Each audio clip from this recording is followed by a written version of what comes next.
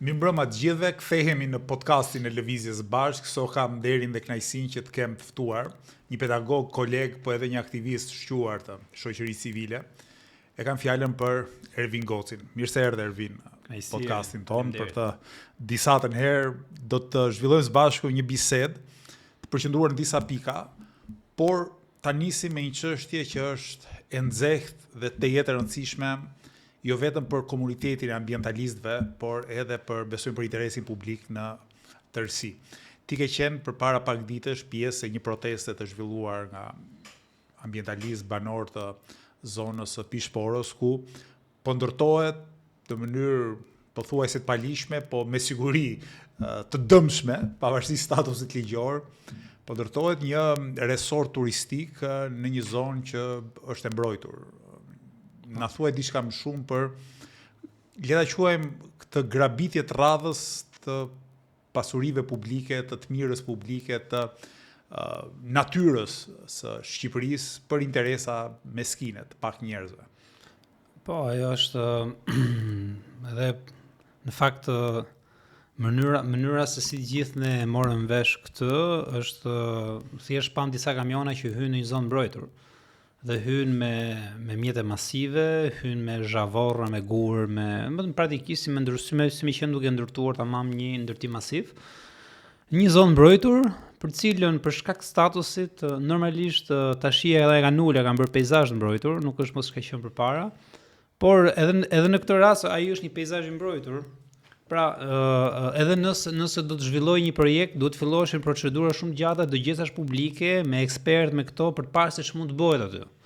Ndërkohë, këta pa dieninë askujt, kanë firmos, duhet të ketë firmos patjetër kalim prone, duhet të ketë firmos leje patjetër, nuk e dim çfarë leje, duhet të kenë leje zhvillimore maksimumi, nuk besoj se kanë leje ndërtimit. Dhe ne nuk kemi asnjë projekt, pra ne s'kemi parë dot, domethënë në zakonisht jemi mësuar se na ushqin me rendera, japin vila, gjëra mrekullira, zoj që fluturojnë në parajsë toksore.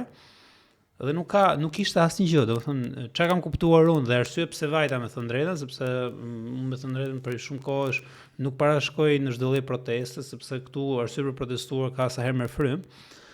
Por pash këtë gjë që më bëri përshtypje, domethënë që këta më duk se e këshin ndarë në dy nivele, pra, këta i kanë dhënë viston disa horrave, që i kanë thënë futuni ju të dëmin e madh parë bëjeni ju.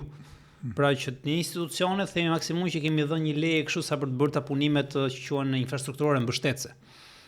Dhe pastaj japin këto leje të tjera ku diun, pra ka dhe një tendencë për të mos marrë përgjegjësi me firma që ne jemi ata që e kemi shtyrë këtë gjë. Po nëse nëse situata degradon e ku ta diun, mund të futen me këto mekanizmat e shtetit, ndoshta edhe gjobisin njerëz, ku ta diun. Pra, më duk një teknikë e tillë që këta i dhan lejen, tha jepini shkatronin çka keni për të shkatruar, mendoj që aty po është bërë masakër.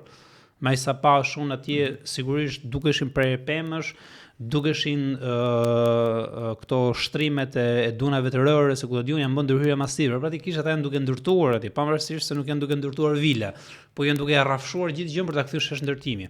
Kjo është ajo që po ndodh në një peizazh mbrojtur, në një prrall natyror, një bukuri e jashtëzakonshme dhe një pasuri e jashtëzakonshme që është mijëravjeçare, domethënë po flasim për një peizazh, për një ekosistem atje që është shumë i rrallë dhe që me qira fjala është streha më e populluar e flamingove, është e specieve të rralla dhe këta nuk kanë pyet fare. Aty janë shkeljet e konventave europiane, shkeljet e ligjeve shqiptare, shkeljet mjedisore, shkeljet që këto institucione, jo inspektoriati, jo kjo qendra lokale e zonave të mbrojtura, jo Ministria e Mjedisit, jo Agjencia Kombëtare e zonave të mbrojtura, nuk kanë bërë absolutisht asgjë.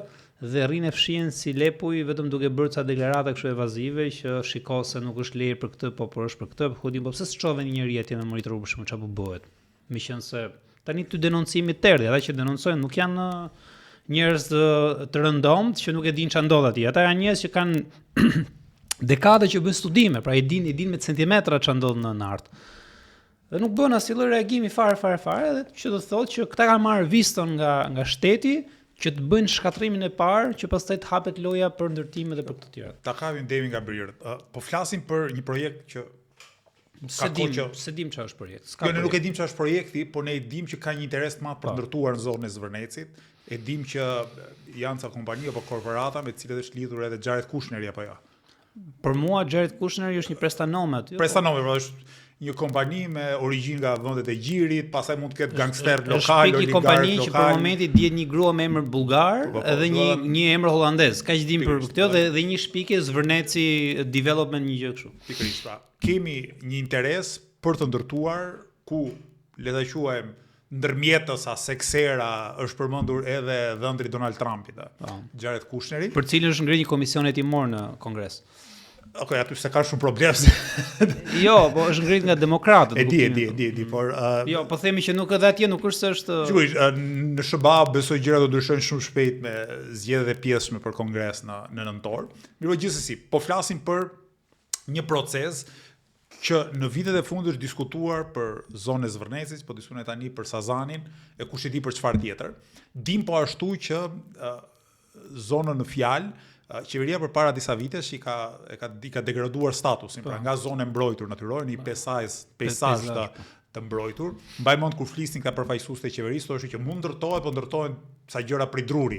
Pra, ku diu, diçka që është në përputhje me natyrën. Ndërkohë që kur flitet, po lexoja një artikull të Reporterit, po flitet për miran mos 10.000 njësi banimi. Do të thënë, imagjinon në një zonë të mbrojtur të ndërtosh 10.000 njësi banimi. Është e tmerrshme atë. Nuk e di çfarë do shndrohet ajo zonë si plazhi i Golemit në Durrës. Mund të jenë ndoshta ndërtimet më cilësore, mund të jenë vilat më të bukura, por ama logjika e shkatërrimit të natyrës besoj është e njëjta.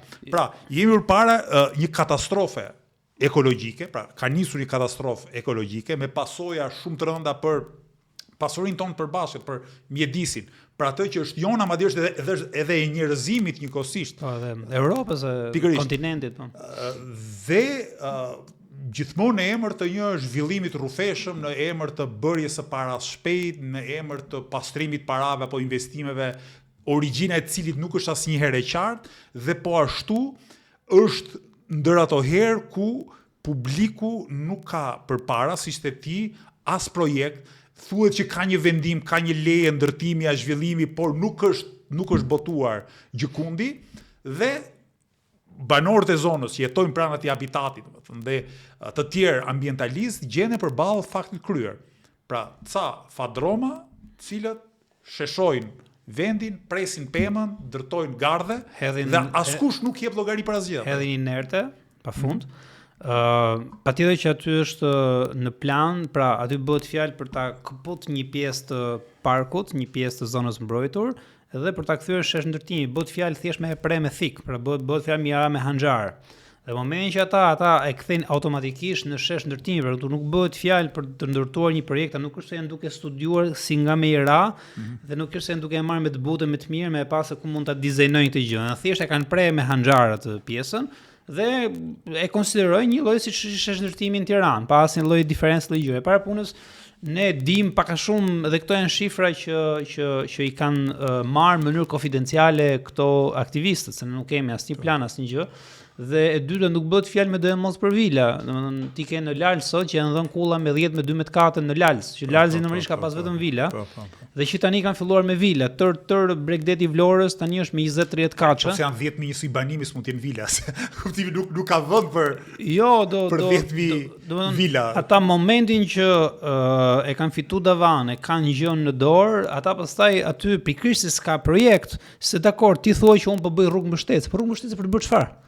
Kush do kaloj atje, domethënë ku do shkoj, ku do jetë projekti, ti s'ke çfarë do bëhet, çfarë do ndodh, askush nuk e di çfarë do ndodh. Asgjë fare, nuk di njëri. Dim vetëm komente që do vinë ca investitorë që janë të lidhur me dhëndrin e Trumpit, që do hedhin miliarda këtu, që një zot e di çfarë do hedhin. Dim komentet, por ndërkohë dim veprat, do të thonë çka ka ndodhur, se ne veprat i kemi parë me sy, unë pranë shkova, nuk shkova për bërë turizëm atje. Shkuam dhe çam atë rrethimin dhe u futëm brenda dhe hodhëm te një pjesë rrethimit dhe po shikonim atje. Tani e di sham shtyu tjetër edhe një gjë tjetër, megjithëse nuk janë të krahasueshme, po them nga pikpamja e peizazhit dhe nga pikpamja e karakteristikës natyrore, po është për shembull projekti i Portit Durrësit. Shumë se interesant është aty, se tani po dalin pratikisht tërë ato që ne denoncojmë dhe që themi, që janë të fakte të kryera. Aty ai që ka dalë emri që është prestanome, nuk ka hedhur 100 lekë të vjetra brenda, ka marrë 60 milionë euro nga lekët para blerje të njerëzve që duan të marrin apartamente atje. nga cilët nga 60 ka hedh një 40 nga ato. Dy kulla që kanë rënë janë zhyt një 3 cm poshtë, që do tholla se ka pyet njëri fare s'ka ditë parkim thotë. Ora s'ka ditë njëri fare çfarë bën, thjesht i ka ndërtuar, e kishte nxjerr ky gazetari Klotomori, ka ndërtuar thoshte me çmime rindërtimi. Se këta kanë hallin thjesht të pastrojnë parat, e kupton. Dhe Ola Xhama kishte bërë një punë shumë të mirë, sepse kishte nxjerrë me llogari sa i jepen apartamentet pranë në grop dhe sa presupozohet që do shiten ata mbas sa vitesh. Dhe i kishte para atje dhe i dilte llogaria, nëse dikush tani e merr apartament dhe e shet duket mbas 10 vitesh mos gabon, merrte diku një 60-70.000 euro fitim. Dhe thoshte kush është ai që bën 60-70.000 euro fitim? Pra, edhe nga llogaria ekonomike, edhe nga mënyra se si po procedohet. Edhe se nga ku po vijnë parat, dhe se kush është nga mrapa që ne nuk e dim, sepse ai alabari rrezik tash me pyet njëri që e di që po bën investim në Shqipëri, thotë çfarë po thua, kupton se kam iden çfarë po bëhet. Pra, gjitha kjo është e njëjta gjë edhe në art. Ne nuk dim emrat e bizneseve, nuk dim se kemi iden, janë 3-4 firma që fshihen offshore ku do di që se dim se kush është mbrapa. Nuk ka projekt. Nuk ka një domethënë vizibilitet nga ana ekonomike, çfarë sjell ajo zonës, çfarë sjell Vlorës, çfarë sjell qytetarëve, çfarë sjell atyre që investojnë, çfarë sjell turizmi shqiptar, absolutisht asgjë. Dhe është i njëjti proces, unë e kam ndjek me shumë kujdes tani, ka bërë dhe Klodiana Lala ka bërë një reportazh shumë të mirë për Durrësin, këto të Piranjeve kanë bërë 2 reportazhe shumë të mira. Unë i kam parë me shumë kujdes dhe tmerri më i madh është që po ndodh absolutisht e njëjta gjë. Domethënë këtë jam 1000% i bindur se kam kokën e dyshimit, sidomos tani që ka kaluar një kohë e caktuar dhe që janë bërë ato, ato që ne kishim frikën kthym vepra. Është një proces i glabërimit të hapësirës publike, i glabërimit të natyrës, i shndërrimit të gjithçkaje në beton dhe në një hapësirë ku njerëz që nuk ja gjejnë dot origjinën, por që janë shumë të pasur, madje shpesh edhe të pasur në mënyrë kriminale, duan të pastrojnë parat. Këta që kanë pushtetin sot në Shqipëri, besoj bie dakord me mua, e kanë kthyer të gjithë vendin në një grop të madh ose çdo pllëm tokë e Shqipërisë mund shndrohet në një grop ndërtimi ku të ngrihen pallate e kulla në emër të zhvillimit. Mirëpo siç e shohim Tiranë dhe Gjetiu, shumë herë ato që ndërtohen as vjen në funksion. Pra nuk është se një kullë e re e ndërtuar do kthehet në një pikë të lulëzimit të sipërmarrjeve, të transaksioneve financiare. Shiko kullat e Tiranës, janë Treqereku bosh, janë errësirë, nuk ka asgjë, praktikisht nuk ka asgjë. Dhe kjo na jetë kuptojmë që ky është një proces që shkatërron natyrën, që shkatërron hapësirat publike, që shkatërron komunitetet lokale, i cili nuk ka përkundër vlefë të paktën as zhvillimin ekonomik. Fare. Sepse mund të bëjë një diskutim i natyrës teorike, cili është ekuilibri midis natyrës, hapësirës dhe zhvillimit ekonomik. Sepse fundja edhe një uzinë automobilesh po të ndërtosh do të ketë një impakt natyrë dhe ligjvënësi i arsyeshëm përpiqet të ekuilibrojë natyrën me nevojat e zhvillimit. Në këto raste, mua më duket sikur jemi përballë vetëm pastrimit paras dhe është kuptuar që mënyra më e thjeshtë e pastrimit paras është betoni dhe është kafshimi i natyrës, kafshimi i hapësirave publike në Pishporo, në Durrës, në Vlorë, në Sarandë, në Tiranë, në Rjoll, në Velipoj, kudo, do i shepen maleve, kanë gjetë dhe male tani, pse jo? Paketa e famshme apo famkeqe e maleve. Gjithçka është e shndrueshme në grop, pa gjithçka mund shndrohet në një grop ku t'hidhen themelet e ndërtesave që askush sot madje as nesër nuk mund t'i jap përgjigje pyetjes për çfarë duhet, çfarë funksioni ekonomik do të kryejnë. Thjesht, edhe njërë, mendo dhe njërë, 10.000 njësi banimi në Pishporo, 10.000. Po të banoja 2-3 veti, i thonë 20.000, 30.000 vete, më dhe gati qytet në vete. Një qytet në vete, në një zonë të mbrojtur natyrore. Pse? Cili është plani ekonomik, cili është plani turistik? Ka vetëm emra që me sa duket shërbejnë si garanci për të marrë lejen dhe si garanci për heshtjen. Prandaj theksoj këto Gjerat Kushnerin apo Alabari në portin e Durrësit. Pra ata praktikisht vën dispozicion emrin e tyre dhe marrin paratë që u takojnë nga vënia në dispozicion e emrit dhe pastaj gjithçka tjetër bëhet nga këta ustallara, duke di vendas huaj që nuk kanë as emër.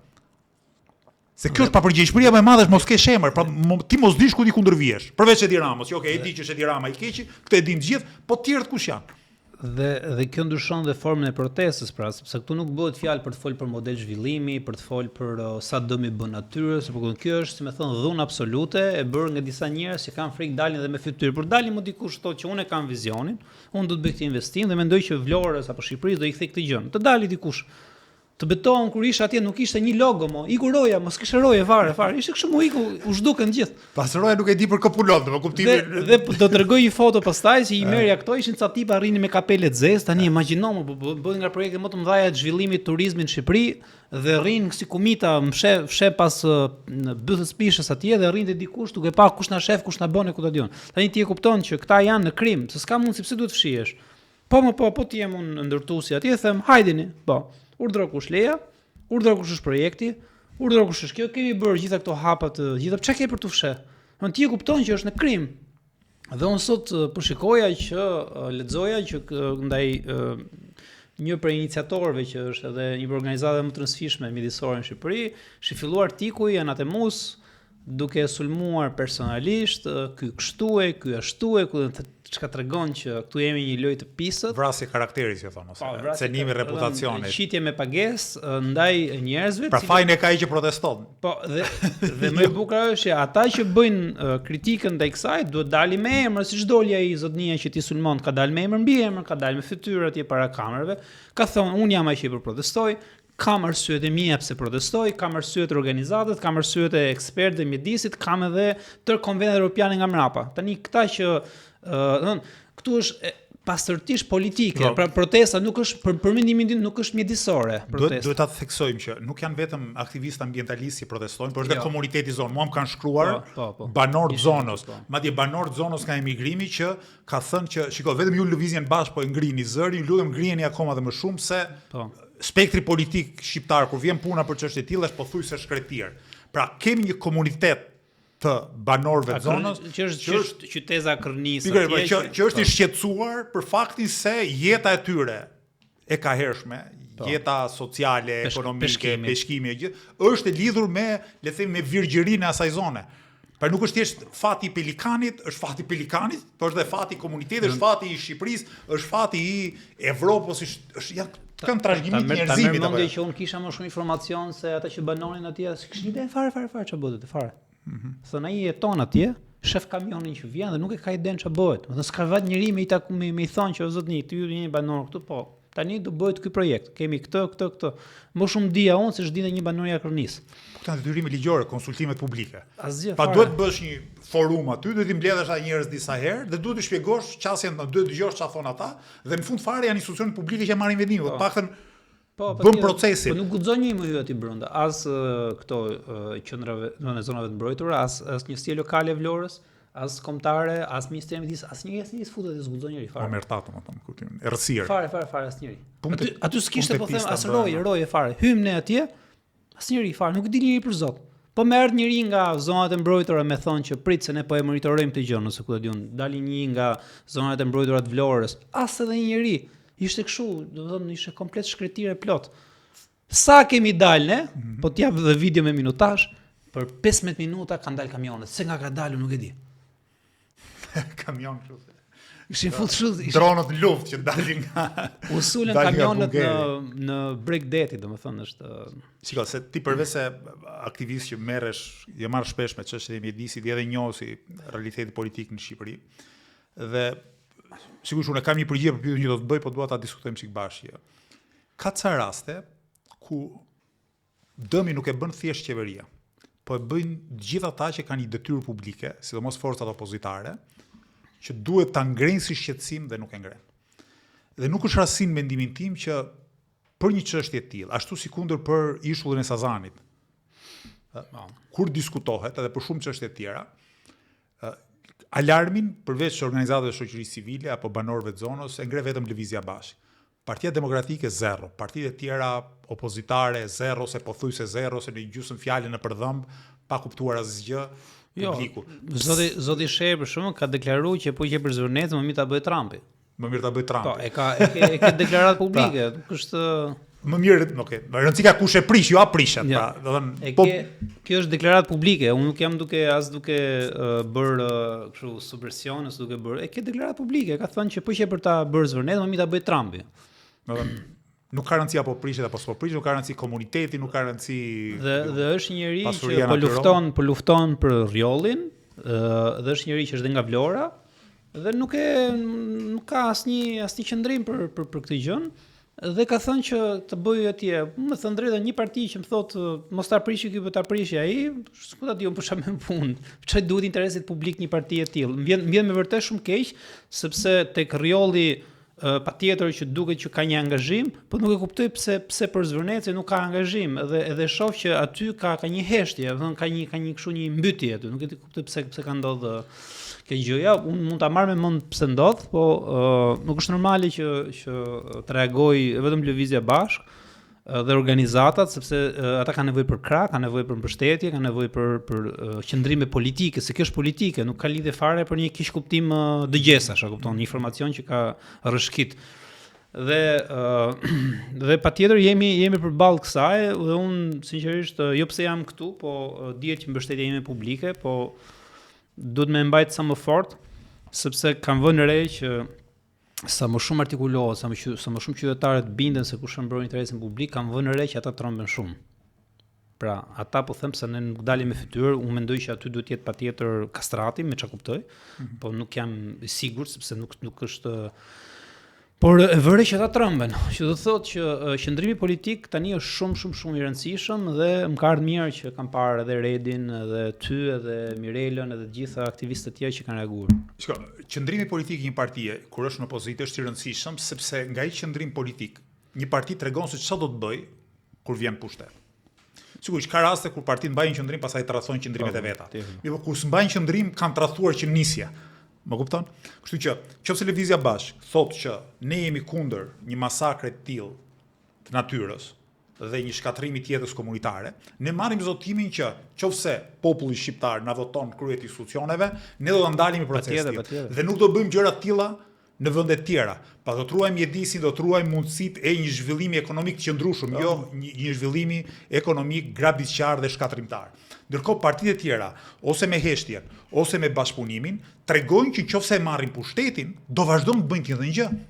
Do vazhdojnë të shërbejnë të njëjtë oligark dhe do të vazhdojnë të kenë frikë dhe droje nga subjekte politike apo parapolitike jashtë kufijve të Shqipërisë. Unë besoj një nga arsyet pse mbyllin gojën si për Sazanin, ashtu edhe për Zvërnecin, nga Sali Berisha te këta salinjtë e vegjël të partive më të vogla, është se thonë ta mbajmë mirë me ata.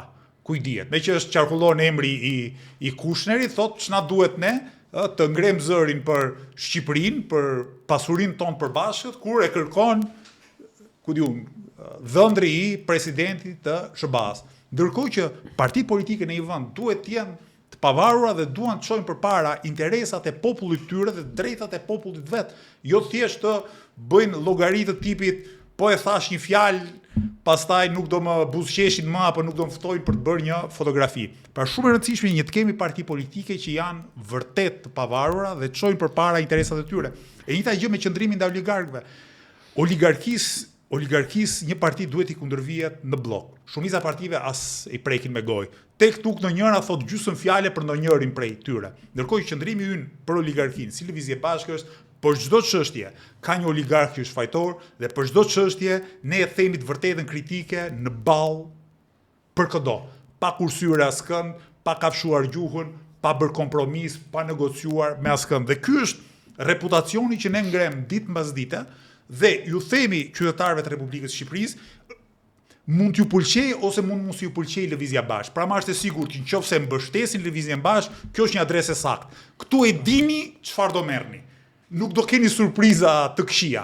Pra nëse ju zgjidhni të votoni për Lëvizjen Bashkë, keni ca qëndrime, keni një program, keni disa ide dhe jeni të sigurt që këto gjëra që i themi do t'i bëjmë. Pastaj mund mos i pëlqejë një pjesë të shoqërisë, prandaj kemi pluralizëm politik, jo të gjithë do i pëlqejë gjithçka, por ama edhe ai që s'voton e di që ti ke një adresë saktë. Ndërkohë kur vjen puna tek partitë e tjera, ti si qytetar mendoj për një moment veten si qytetar i thjesht i vendit dhe thua, "Ore ç'a të bëjmë? Me kë janë këta? Je me anë apo me bën? Apo edhe me anë apo dhe me bën?" Plus për çështjen e ndikimit, nganjëherë njerëzit thonë duhet shohim veprat e ku të diun, do kujtoja vetëm rastin e protestave të pensioneve apo minimumit jetik apo ku diun 2-3 apo çështje studentore, çështje së arsimit të lartë. Dhe janë çështje që merr shiko çfarë retorike ka përdor Partia Demokratike gjatë zgjedhjeve. Domethënë paketa e mëshirës, minimumi jetik, dhe ne e ktheu të parë në listë tek idetë e artikuluara. Pse? Sepse e pa që dikush e artikulon seriozisht dhe njerëzit kanë vesh të dëgjojnë. Merr për agenda të tjera, domethënë tërë çështjet që sot diskutohen për pensionet për shkak. Për mua gjitha reagimet që kanë ardhur për shkak protestave. S'ka arsye pse një qeveri të bëjë ndryshime po ku të diun. Që do të thotë që ti që kur je domethënë kaq i vogël ke këtë pushtet që të vësh agenda dhe të imponosh fjalën, retorikën e qeverisë dhe atyre që konsiderohen pathyeshëm. Imagjino pastaj të kesh më shumë deputet, të kesh më shumë zë, të kesh më shumë mjete, të kesh dhe më shumë mbështetje. Është vështirë e zakonshme. Shka politika duhet të jetë sakrificë, duhet të jetë një veprimtari e guximshme dhe me ide. Ka përshtypjen që në Shqipëri është krijuar një lloj tradite që politika është një rehatllëk. Ke disa ulësi aty në parlament, shkon një herë në javë në punë, mban një fjalim, thon bravo ca, thon plaç sa të tjerë, edhe kjo vazhdon riprodhohet. Ndërkohë që politika do thotë ta vësh veten në rrezik me qëndrimet që mban, politikisht, individualisht si duash ti, pa të mbash qëndrim. Jo thjesht presësh që punët e vështira ti bëjnë tjerët, edhe pastaj do vi vet. Dhe ky është problemi që ne kemi në përgjithësi me opozitarizmin në Shqipëri. Po ta vësh re, këtu ose nuk ka aksion opozitar ose një lloj pseudo aksioni opozitar. Pra është frika për të bërë politikë vërtet, pra frika për të marrë përgjegjësitë, për të marrë rrezikun në sy që të bësh politikën e duhur, sepse faktorët e tjerë opozitarë në Shqipëri, përveç Lëvizjes Bashkë, po them, presin që ndodh mrekullia, pra presin që pa trazuar ujërat, presin që pa, si thua, i bërë presionin oligarkisë ekonomike dhe Ramës që është bashkë me ta, gjëra do të vinë vetë, do i vi pushtetin një farë. Një pjesë më duket si analist politik me thonë. Po atë bëjnë, do bjerë vetë, thonë, bëjnë llogari edhe sa vite do rri Rama, bëjnë llogari që mbase do mërzitet i ditë me pushtetin. Ky versioni që të mbajmë këtë ulsen këtu, se do bie një tërmet edhe do shpëtojmë ne. Po është dhe shumë e rëndësishme që pikërisht artikullimi politik të trajtohen gjitha bashkë. Për mua rrjolli, narta, domethënë paketa maleve, çfarë ndodh në Kurdari, ku ta diun, janë gjitha të lidhura, të gjitha pa përjashtim. Edhe duhen mbajt të gjitha të lidhura për këtë gjë. Nuk ka kuptim që për njërin dragosh më shumë, për tjetrën më pak, ku diun, se banor ka kudo, qytetarët e Republikës janë gjithë psojnë, gjithë vuajnë. Dhe artikulimi duhet të jetë tërësor, duhet të jetë politik, duhet të jetë programor, dhe duhet të jetë i fortë me qëndrime, domethënë goxha të forta. Ky është një proces që mund ta quajmë akumulim përmes shpronësimit. Akumulim përmes zaptimit, akumulim nëpërmjet shkatërrimit. Pra nuk është akumulimi modern që vjen prej investimit dhe prej futjes në punë të forcave prodhuese dhe kreative të shoqërisë. Ky është një akumulim ku ti sheh atë që të ka dhënë natyra ose atë që kanë bërë të tjerët para teje dhe thua po e marrun. Pra shkon ti aty në pishport dhe e marrun. Disa punëtor kishte ai Alabari në Durrës gjithsej. E gjen dot një numër 40. S'ka filluar akoma shfrytëzimi kapitalist, domethënë. Imagjino. 40 punëtor, ishte vitin e fundit që konsideroi që kjo ka arrit atë kapacitetin dhe pra akumulim që s'ka nevojë punën, imagjino.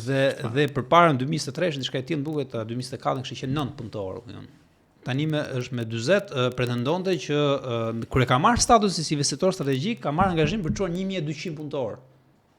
Tash i ka çuar 40 duket.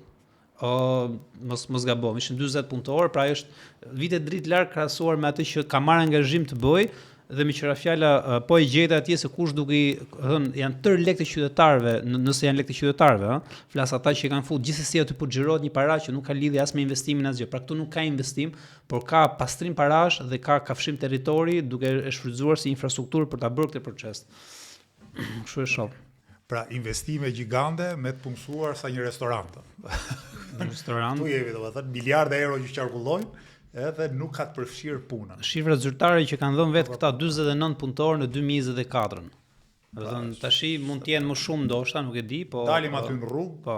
nga dy anët e Unazës do gjesh më shumë të 40 punëtor. 20 punëtor i ka një bizneset vogla. pallat i thjesht këtu që ndërton. Prandaj po them që kjo është një formë tamam, jo vetëm e pastrimit paras, por edhe spekulimit. Edhe është forma më, po themi, më jo produktive e investimit, ku paraja sjell paran pa ndërmjetësuar me punën, me kreativitetin, me asgjë. Është thjesht një spekulim i madh, një fluckë e madhe që kur të pëlcas mirë këto zor brenda, po këta që po përfitojnë do kenë niku ndërkohë, do i kenë shitur. Po. Do i kenë shit apartamente, do i kenë akumuluar pasurinë, do i kenë çuar pasurinë në ishujt çuditshëm apo në banka zviceriane, edhe hajde ty. Edhe në Shqipëri mund Mund nxjerrësh lek nga vendi sa duash, të thotë njëri që në Shqipëri është në vende të tjera ka kufi, s'mund të shkosh ti të hedhësh lekët në përbot. Kjo është ajo që po ndodh në Shqipëri, mirë po, një nga gjërat që ka ndodhur dhe në fakt ka shenjuar qytetin për keq. Dhe shoqëruar dikur me një varg të gjatë protestash e rezistence, ka qenë shkatërimi i teatrit kombëtar. Ka qenë duket përvjetori i shkatërimit pak ditë më herët. Ti ke qenë shumë aktiv në atë mobilizim, Ervin, mbaj mend, protesta, diskutimet pafundme. Dhe dua të flasim pak për simbolikën e asaj që erdhi me shkatrimin e teatrit kombëtar. Çfarë nuk kupton jo vetëm si një goditje e rëndë për kulturën e qytetit, po edhe si një goditje për dimensionet e qytetarisë, për jetën publike, për hapësirat publike, për mënyrën se si mund të ishte një qytet jetueshëm dhe se si po e bëjnë pa jetueshëm ditë mbas dite. Po, unë mendoj që tërë vala e kullave ka filluar mbas shumë statit kombëtar. Mendoj që aty ka qenë diga që e mbante, sepse simbolikisht ajo u kthye realisht një, si më thënë, një prag i pakalueshëm për pushtetin, sepse plani ishte me shumë qershor 2018, që unë e di me letra.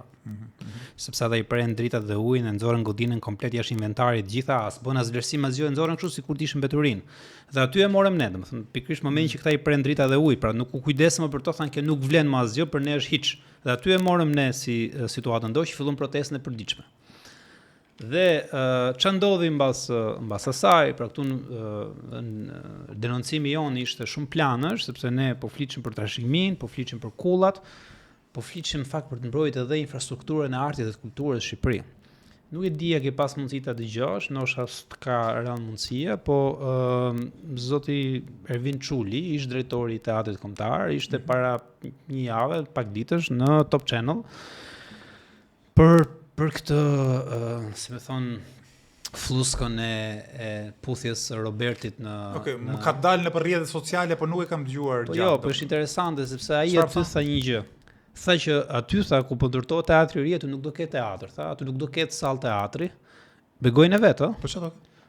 Do jetë sallë, tha kështu, nga këto sallat që ne kemi vërdall, do jetë ndoshta si piramida, do jetë një miting e Tiranës thotë. Po nuk do ketë restorant, këtë restorant e dim nesër, restoranti është në planësh në projektin e saj. Po do përdoret. Po nuk janë në funksion teatri fare. Dhe më i keq se ai, thon, për mendimin tim është një njerëz që për atë qëndrim që ka mbajtur ka asnjë vlerë për mua nga pikpamja e qëndrimit, jo si njerëz, se s'kam ndonjë gjë personale me të, po ai di një gjë, se ai ka vite e vite që punon në teatr dhe është patjetër një njerëz që ka kontributet e veta. Po tha një gjë, domethënë që praktikisht më që ne s'kemi sallë, s'kemi më teatr, s'ka më as institucion, s'ka më as komunitet, s'ka më as agent kreativiteti, s'ka më asgjë, pra vdes teatri në mënyrë përfundimtare me atë ndërtesë. Dhe këta që janë mbështetën sot, ku janë, një pjesë nuk flasin fare, një pjesë janë tërhequr, vetëm që mbajnë qëndrimin sigurisht nga ato pozitat e veta pak egzotike është zoti Ndrenika, por që flet gjëra pa kuptim se thotë do jetë mrekulli, më kohë që ajo akoma është në ndërtim, dhe s'di se di ç'a do jetë. Por ajo që mua më intereson nga fjalët që tha ai, është njeriu që e ka mbështetur më shumë me teatrin kombëtar, tha aty s'do ketë më teatr. Pra dhe këta që e kanë mbështetur thonë tërheq, do thotë që kauza fitoi jo vetëm moralisht, po ka fituar edhe në tërë mesazhet e veta dhe për gjithë ato paralajmëri që ne kemi bërë, sepse të pohosh që aty nuk do ketë teatr, që do thotë këta do jenë sa Chirac, që do merren, do luajnë atje, nuk do ketë më komuniteti vendimari fare. Fati që i kanë lënë atje tek Arturbina, pratikisht ata në gjendje të jashtëzakonshme atje, aty s'ka komunitet asgjë. Pra aty mund të ketë një sallë, le ta quajmë multifunksionale, ku rasti më të mirë ndonjëherë do ketë ndonjë shfaqje. Mund të bëhet në ndeshje voleybolli, e kupton. Rasti më të mirë do ketë ndonjë shfaqje. Nuk do e ketë kurse si ekskluzivitetin, solemnitetin një sallë teatri, e komunitetit, e aktorëve që tjetë e tyre, më tjetë pronë e komunitetit të administrojë. Kjo është një ide poshtë që ka pasur Edi Rama që në fillim viteve 2000. Po, që ka dashur herën e parë të prish teatrin. Bënte 2 katet e para teatrit dhe pastaj kullja. Tentoi ta bëj dhe e bëri pastaj me kinemat, ka qenë kinema, ish kinema Republika, Millennium 1. Aty unë mbaj mend ka qenë kryetar bashkie dhe tha kinemaja 2 katet e para, pastaj gjithë katet e tjera aktivitete komerciale më të thash aty është ndërtuar kull e kinemas është bërë as në Bodrum. Është call center. Jo më në katet e para. Është call center. Do të thënë, ideja e tij ka qenë kjo që artin ta përzije me komercializëm, me aktivitete ekonomike, sepse kësaj do fuqizojmë artin. Do fuqizojmë dhe jetën ekonomike dhe artin. Dhe realiteti në fakt është që arti zhduket, pak në rasti kinema Republikës është që është një kinema e shembur dhe e zhdukur. E zhdukur, nuk ekziston më Godina, siç nuk ekziston më ish kinema 79 edhe aty ndërtuar kulla, e zhdukur, pra jo e ridimensionuar. Unë mendoj që zhduket edhe profesioni. Kinema Alidemi është dhënë, ish kinema Alidemi është bërë parking prej vitesh, dhe do ndërtohet aty një pallat i lartë. Pra, te kinemat në e dim. 17 nëntori kishte ajo? 17 nëntori kjo e Tiranë, afër Sami Frashit. Kinema 17 nëntori ka qenë. Edhe atë e fshiu, kalon vetëm kështu kalon një skicë. Ka qenë nga fshiri dhe para, domethënë fillim viteve 2000 ka pas dhe i debat fort me Lubonjën aso kohë, domethënë. Po, di mbaj. Se në fillimet e veta Edi Rama dilte në debate, se ende nuk ishte kryeminist, që donte të krijonte një lloj legitimiteti, tani nuk nxjerr as ministrat, nuk nxjerr as, ku diun, unë lexova emrin e në një deklaratë me ishin fjalën për Pishporo, tha ministri i mjedisit, lexoj një emër, vëlla. Ku diun, unë nuk e njoh, merr me politikë gjithë ditë, nuk e njoh. As më mos më pyet se nuk e them dot. Asnjë nuk di, ndoshta përveç Belinda Balluçi që është shumë ministre, kush drejshin janë ministrat në Republikën e Shqipërisë. Nuk është e para periudhë në historinë e Shqipërisë ku populli dhe njerëzit e interesuar nuk njohin emrat e ministrave të qeverisë së Republikës Shqipërisë. Nuk ka ndodhur kurrë, nuk ka ndodhur kohën e Zogut, kohën e Enver Hoxhës, kohën e Sali Berishës, Fatostaros, Dreqit e të Birit. Njiheshin, mund të njihe për keq, po njiheshin. Dhe kur ti njihesh, të paktën je i sulmueshëm, je i kritikueshëm, ke një lloj fytyre. Ke një lloj droje se dikush do të thotë plaç. Këta janë persona komplet anonim që nuk i zë 6 mujori ministra, e bëjnë dëmin, e japin firmën aty, bëhen kandidat për burg nesër pas nesër dhe askush nuk i njeh.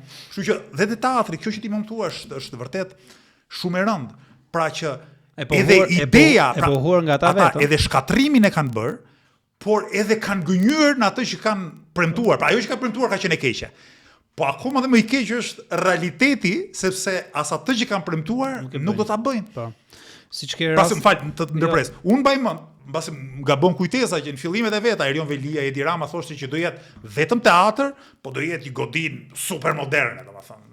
Do mahniteni nga bukuria. Dhe duke sikur debati ishte më fal midis arkitekturës tradicionale dhe arkitekturës moderne. Pra, duke si debat filozofik, ë? Teatri është i bërë kështu, domethënë ka një çarje në mes trupit të ndërtesës, që më qenë fjalë është dhe ai projekt i vjedhur, po s'ka rëndësi, dhe ti hyn aty brenda dhe shkon djeg kulla. Dhe janë të lidhura të dyja, dhe parkingu i lidh të dyja. Teatri bashkë me kullën. Po, 33 kate. Dhe hyn nga që ka marrë një pjesë të sipërfaqes së teatrit, ndërtuar mi pjesë sipërfaqes të teatrit. Është 1/3 e sipërfaqes. Kjo që shikojmë është 1/3. Dhe shikoj për shumë çka ka ndodhur me stadium. Rama ka pasur që nuk do bëhet kull në asnjë centimetër të rrugës publik. Te mbaj mend, Rama dhe Velia nuk do bëhet kull. Ka marr pjesë territorit të teatrit me 1000%. Është pa diskutueshme që ka marr. Dhe sot ata nuk bëjnë transparent për tokën sepse çka ka ndodhur, domethënë, këta e morën këtë teatrit, bashkia vet i dha një 1000 metra katror, i dha këtij fushës.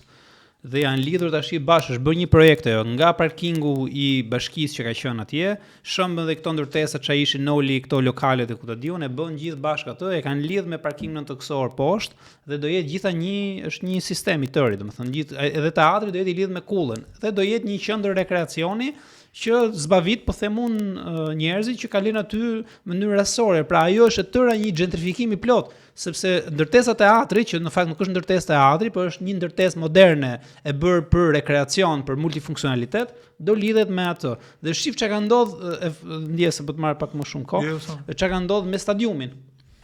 Si thamë për stadiumi do jetë modern, ku ta diun, më fut ke stadiumi tani, po të shkosh aty afër, ha në një bisht kaz me maskoke, domethënë. Del njëri atje dhe të big bam, edhe të hedh tuçën tokë, s'futesh dot.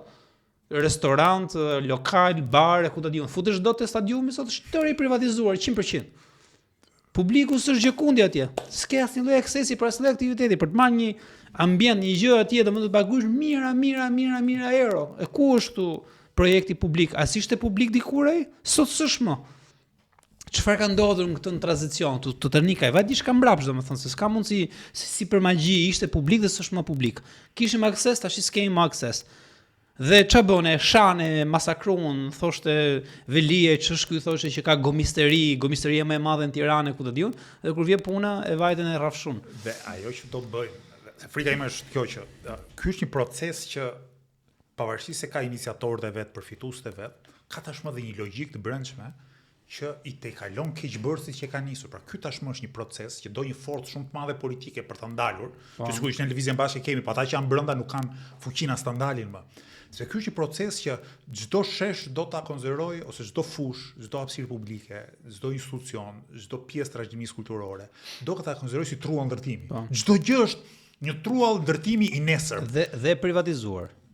Teoretikisht shif parkun Rinia, është publike? Jo, është ende publike, duhet thënë.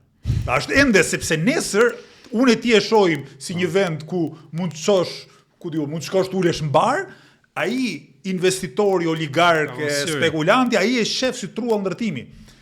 Fushat që kanë mbetur i shohin si trojet në ndërtimi, hapësirën midis pallateve, hapësirën midis shtëpive, hapësirën afër shkollave. Ti thua, jo, është hapësirë ku do kalojnë njerëz, jo, ai e sheh si truall ndërtimi. Di çka kanë bërë aty e fundit që ana banke Zamirmane aty kanë bashku trotuaret, rrugën, çka kanë bërë ata, i kanë mbledh, i kanë mbëshuar copzat dhe e kanë futur edhe trotuarin dhe këto e kanë futur projekt ndërtimi. Pra dhe këta me një leje ndërtimi janë duke ndryshuar statusin e hapësirës, nuk është çështja vetëm se e marrin.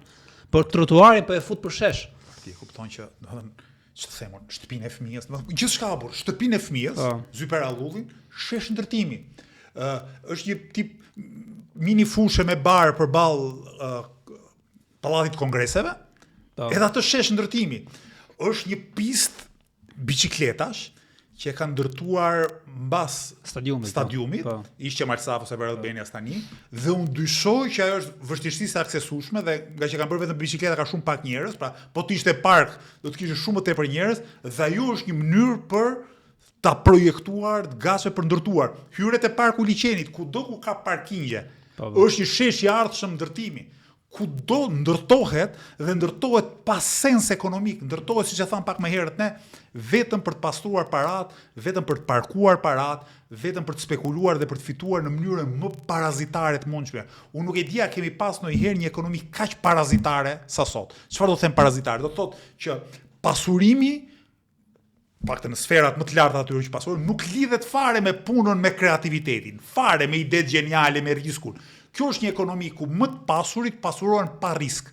Kush ka lexuar ABC-n e kapitalizmit do vite duart në kokë. Si ore pasurohesh ti pa risk? Si pasurohesh pa risk? Do të thënë, fitimi është justifikuar që në kohën e Adam Smithit, fitimi justifikuar përmes riskut. Pra ti thua, un kam para dhe këto para arriti dyfishoj mbas disa vitesh, sepse i hedh në një sektor ku nuk e di do fitoj apo jo. Nuk e di, se ka shumë faktorë që nuk i kam kontroll. Kam konkurrencë e gjithçka tjetër. Këtu është ekonomia e përsosur ku të varfrit konkurrojnë, kapitalizëm për të varfrit se themin, dhe socializëm për të pasurit. Pasurit nuk ka pasurim të garantuar. Pra i garantuar nuk është minimumi jetik, garantuar janë miliardat. Minimumi jetik është jo, lufto aty për bukën e gojës. Edhe rroga se s'është më e sigurt me këto dyshime çmimesh me këto, edhe rroga është bërë risk, kuptimin dhe e merr, kur e merr se si duket, kështu sikur zhvlerësohet në, ti imagjinoni tani një investim i madh se si këtyre u del llogaria që i marrin kështu kur tys të hecën lapsi, tak del shteti dhe thotë to lek do t'i jap unë, edhe jo për 1 për 2 vjet, po për 10 vjet. Këtu rroga, pensionet, ti shohësh njerëzit nëpër dyqane apo në markete, sidomos pensionistët i shikon se si marrin një kokër qep Po mirë që s'ndahet domati janë gjysmë se gjysmë domate do porosiste ai ziu. Aq keq është situata, po ndërkohë mes kësaj varfrie, shfrytëzimi, të huajsimi masiv, kemi ca njerëz, kemi një përqindje shumë të kufizuar të popullsisë që fiton në mënyrë marramendse. Dhe këta janë baza sociale e Ramës me shok. Dhe prandaj ne i biem, nuk i biem vetëm Ramës i biem kokës, patjetër. Po i biem dhe bazës tij ekonomike, sociale, këtyre që themi pra oligarkëve dhe njerëzve të lidhur me ta, sepse këta janë bashkë, ta o na mbysin bashk, o rrëzohen bashk edhe ne çlirohemi. Nuk ka një version ku bie Rama qëndrojnë këta dhe gjërat ndryshojnë. Jo, bie Rama qëndrojnë këta, do vi Berisha bashkë me këta. Do vi një nga këta Karagjozët base bashkë me këta. Madje ai kërcënon dhe publikisht i thotë ore po ika unë. Ç'do bëjmë? Do hani edhe ju. Tani, se mund të flasim shumë për Tiranën, për hapësirat publike, do të kemi një rast tjetër, por duhet prekim me një çështje që është bërë e kohës. Këto javë diskutimet për kodin zgjedhor. Në fakt jemi 3 vite larg zgjedhjeve të ardhshme parlamentare. Dhe është çike çuditshme që diskutimet për kodin zgjedhor bëhen që tani. Zakonisht janë diskutimet vitit fundit, midis partive politike. Por me sa duket është një për mendimin tim, është një mënyrë se si Edi Rama dhe Sali Berisha të ndërtojnë infrastrukturën një bashkëpunimi afatgjat mes tyre. Dhe kjo vjen besoj unë nga dobësia politike dhe kompromitimi politik i Berishës, që nuk ka më aspirata për të fituar, dhe kështu që Rama për të krijuar një minimum legitimiteti për qeverinë e vet, do të ndërtojë një proces të bashkëpunimit me opozitën.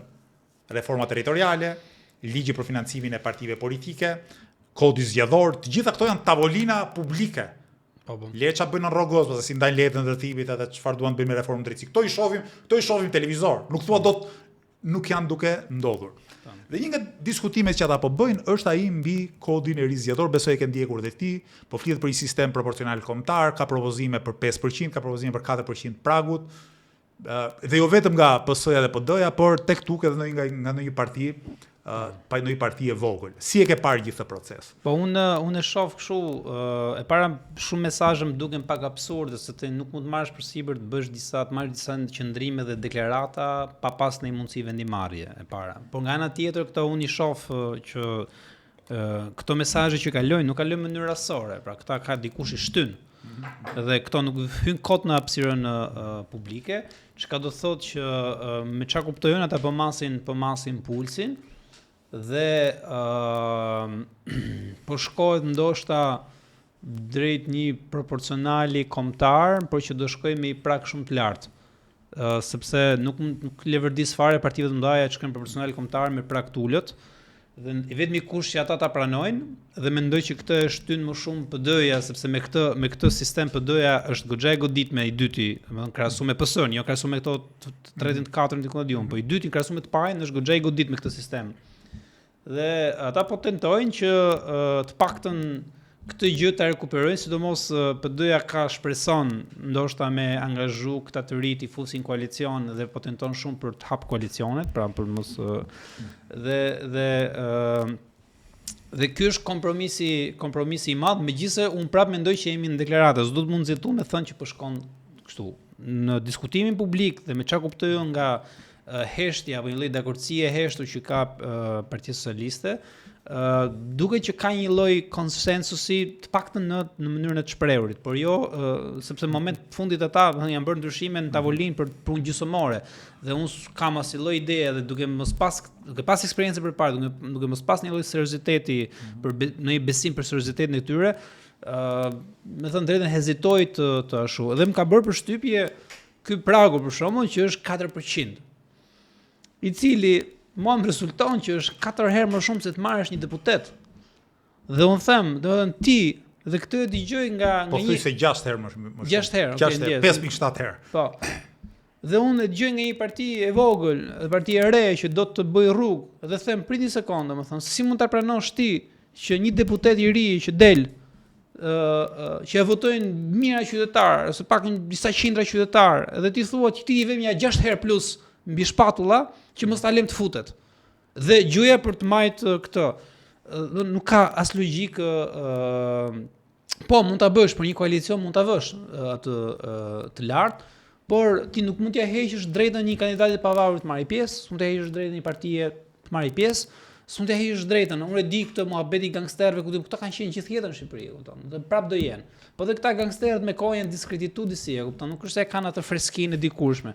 Kështu që nga që ta rrotullosh, për mua duhet të pas shumë kujdes çfarë flidhe çfarë qëndrimesh mban, sepse qëndrime që ti mban, përveç se tregon që ti duhet i tregosh publikut që unë mbaj qëndrime jo thjesht për interesin tim. Sigurisht je parti politike konkurrente dhe interesin tënd do e mbrosh që shkeme to, por duhet të tregosh njerëzve që unë po mbroj dhe një të drejtë. Duhet një sistem të drejtë, më garantoj të paktën 2-3 drejta kryesore, se sistem perfekt nuk ka, do ta hiqim nga mendja. Dhe unë personalisht me thënë të drejtën, më duket që në kushtet ku jemi, flas në kushtet ku jemi, nuk është se parimisht e gjithmonë për proporcional kombëtar, por në kushtet që jemi, mendoj që duhet një sistem sa më i thjeshtë, me lista të hapura, ku të bëhet, si më thon, një numërim i shpejt, i thjesht dhe të shkohet tek vota, mos të humbi asnjë vot, mos ta humbi një parti, sepse është gjëna e madh që mira votat ngelen rrugëve edhe ti marrin të tjerët. Ky është ajo opinioni im për kaq sa bën. Po e çojmë bisedën një hap më tutje. Se politika njëherë është komplekse, në kuptimin që një parim është i mirë, por i aplikuar në kontekstin e gabuar mund të sjellë një rezultat të keq. Dhe çfarë më kujtove? Gangsterizmin. Po. Nëse do të heqësh gangsterët nga politika në Shqipëri, duhet të heqësh listat e hapura. Do të thënë, listat e hapura praktikisht i mundsojnë gangsterit, kushtet ku jemi në Shqipëri, që të ketë një avantazh në raport me rivalët e tij brenda partisë. Unë nuk po them që nuk duhen listat hapura, po them që po tjetë problemi gangsterëve, gangsterizmi nuk e zgjidh Pragu, gangsterizmin e zgjidh Spaku 1, Tifuzmburg ose mbyllja listave. Ti thua për kohezion e kërkesës. Po kohezion e kërkesës. Nëse ti do të heqësh gangsterët, gangsterët sot e kanë derën e hapur në partitë e komprometuara, flasim gjithmonë, sepse përdorin listat e hapura. Kjo është arsyeja pse njerëzit më të votuar në PS kanë qenë njerëz të gangsterëve, deputetja e Elbasanit dhe deputeti i Durrësit, edhe të tjerë vërdall. Pra, gangsteri shfrytëzon infrastrukturën që gjen, edhe s'pyet fare për Prag. Se futet kandidat tek PS-ja dhe PD-ja ose te një parti që s'ka fare filtra moral. Tjetra, sa duhet të jetë Pragu në një proporcional kombëtar? Se ky është një diskutim që bëhet kudo nëpër botë. Përvojat janë më të ndryshme.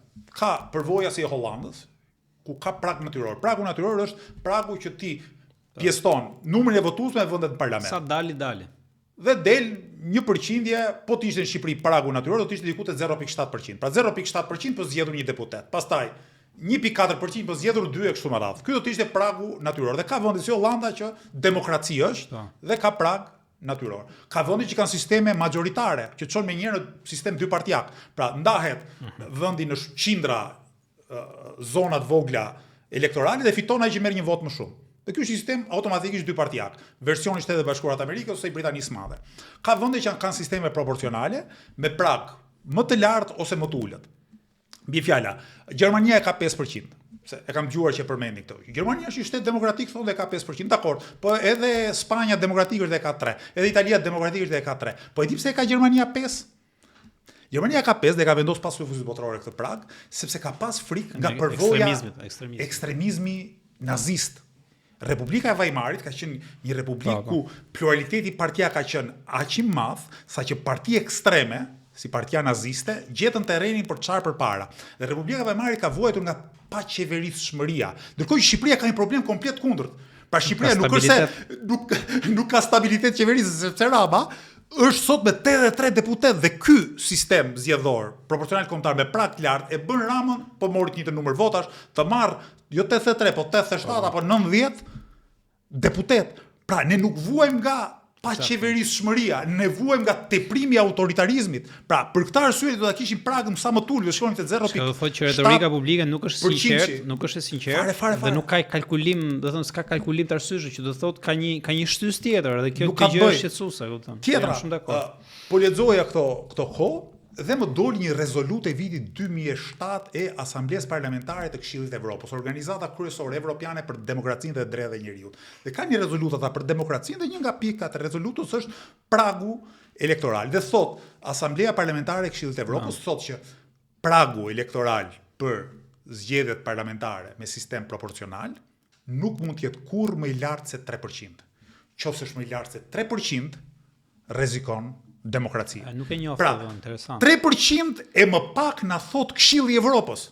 Këta karafilat thon 4, 5, 5, sa duan, e kupton? Dhe pyetja tjetër, po pse këta që po u bën zgjedhje tani marrin 1% thon hajde bëjmë 4. Se kjo është shumë interesante.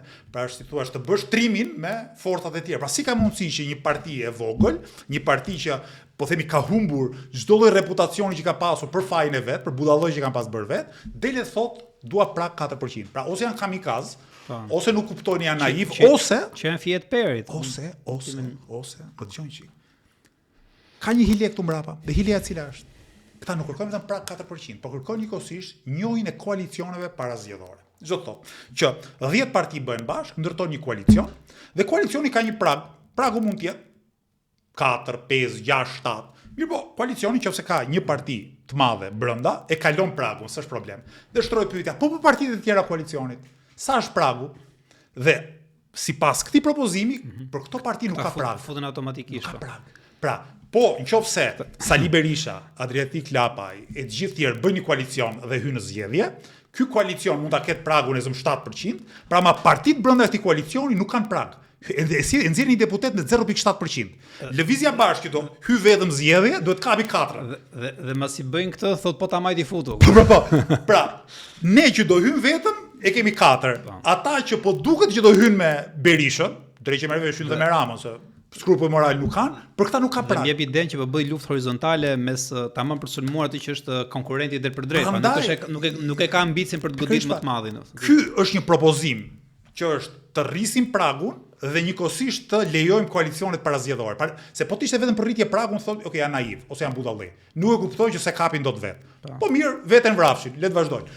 Por hileja qëndron që bashkë me këtë propozim është propozimi i dytë, lejojmë koalicionet parazgjedhore, që thotë, po hyre në koalicion me Berishën apo Ramën, ty duhet 0.7% votave për nxjerrë një deputet. Po hyre pa Berishën dhe Ramën, të duhet paktën 4%. Kishte bën një status para ca ditësh dhe thoja minimalisht, thash, këto që kërkojnë 4% duhet ta deklarojnë që tani që janë për të hyrë vetëm. Tani, unë do hyj vetëm valla. Dhe e du 4%. Dhe them, nuk e thon. Vaftë ku do diun, shkoj ku do. Nuk e thon, pra, bëjnë trimin me forcat e tjerëve, po është ai që nxjerr atë kushuriri që është peshngritës, edhe i thot shokut klasës, hajde zije vota mbajti.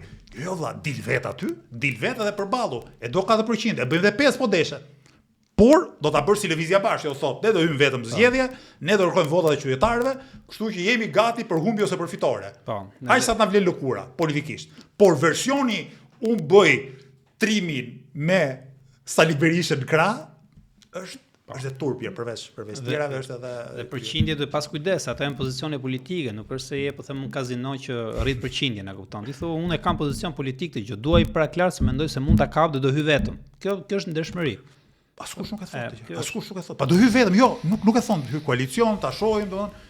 Prandaj po them, duhet një qartësi që ne në lëvizjen bashkë po e bëjmë dhe po e themi, dhe po ashtu pastaj ne kemi pastaj probleme të jashtëzakonshme me zgjedhje që shkojnë për te kodit zgjedhor, se nuk kemi kohë sot të flasim për financimin e partive politike, praktikisht i sot, nëse vjen një oligark sipas ligjit të Ramës dhe Berishës, që nuk po e përmend asnjë parti tjetër përveç lëvizjes bashkë, nëse një njeri i jep një partie 2 milion euro, ligji thot 2.000 euro është tavani në vit. Lumdora. Ligji thot, që të ka dhënë 2 milion euro, do paguaj 1.000 euro gjob.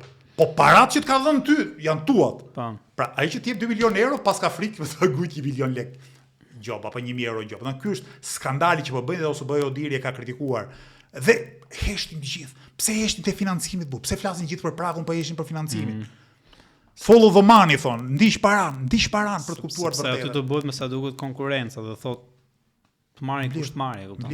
Mbledh. Dhe kjo do jetë i dëm shumë i tmeshëm për njerëzit, për ata që do votojnë, sepse ti e shikon atë tjetrin, ai të fillon të venerohet për shkak të parasë, për shkak të gjitha këtyre, dhe ti e votën me idenë që ky të duket njëri interesant, sepse është goxhë i pompum dhe kur vjen puna pastaj shfryhet mbas zgjidhjeve, sepse aty pastaj ti ke ndje efektin e parasë, efektin e advertising, si është produktin, e kupton, është njëjta gjë, produktin ti e fryn dhe kur mbaron zgjidhja pastaj shfryhet vet. Dhe kjo e manipulon, e shkatron barazinë për para zgjedhjeve. Dhe pastaj kur flasim për rezultatin, kemi ndershmërinë që ti shikojmë gjitha këto çështje, mos flasim vetëm unë mora kaq, se nuk është të kemi lavdruar lagje mes çonave të fortë. Ervin, unë të falenderoj për diskutimin. Do shihemi sërish, besoj se Kam përshtypjen që na duhet dhe i diskutim tjetër për mediat, sepse ka gjithmonë gjëra të reja. Ka një raport të ri që unë e di, sepse e kam parë kështu në letër, shumë interesant për mediat, që ka nxjerrë, si më thon, tërë atë zinxhirin e bizneseve ku janë futur. Është publik ende apo? Akoma jo. Kur bëhet publik, mbledhemi dhe diskutojmë. Do ja vlen me diskutues, sepse për mua është me vërtet format i rrallë dhe ka për të ndes debat goxha të madh. Shumë. Faleminderit dhe i herë, ju falenderoj gjithëve që na ndoqët në këtë bisedë me pedagogun dhe aktivistin Ervin Goci. Miru takofshim në podcaste tjera.